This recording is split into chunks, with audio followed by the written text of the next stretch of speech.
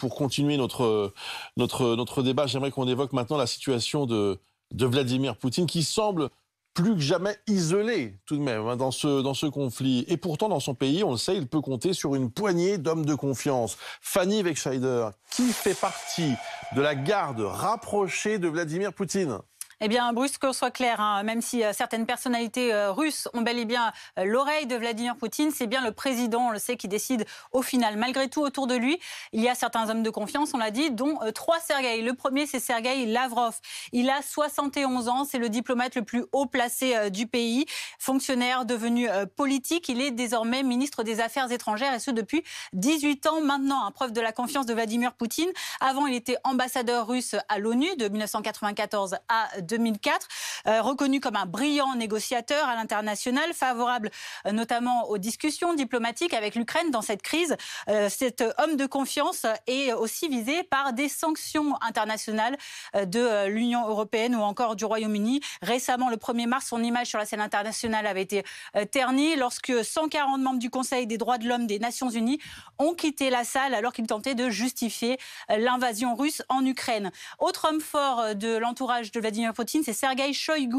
Vous vous souvenez peut-être de cette scène fin février. Sergueï Shoïgu, qui est à droite là, de cette image, qui était aux côtés du chef d'état-major général des forces armées, le ministre de la Défense, donc Sergueï Shoïgu, qui écoute de loin, à l'autre bout de la table, le président lui ordonner de mettre des forces de dissuasion de l'armée russe en régime spécial d'alerte de combat.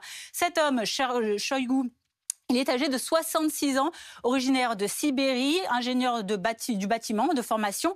Il est depuis ministre de la Défense depuis 2012 maintenant.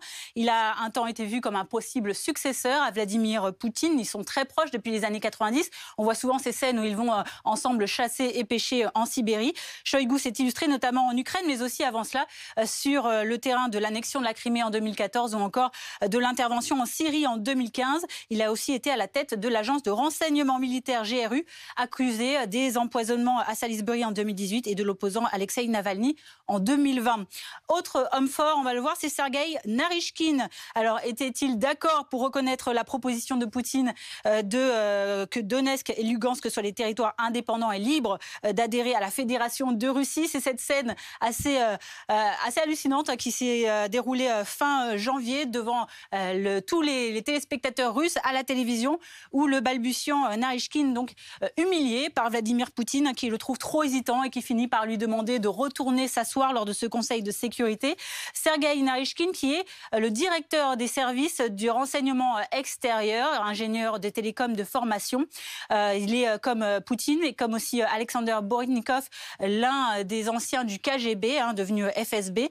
Actuellement, il est directeur il est ancien espion donc, du KGB. Il a été formé dans la plus haute école du renseignement. C'est un ancien aussi président de la Douma, le Parlement russe. Il a été l'artisan de la fédération des réseaux d'extrême droite pro-russe européens. Il a reçu notamment Marine Le Pen à Moscou il y a peu de temps. Merci beaucoup Fanny Wegscheider pour toutes ces explications.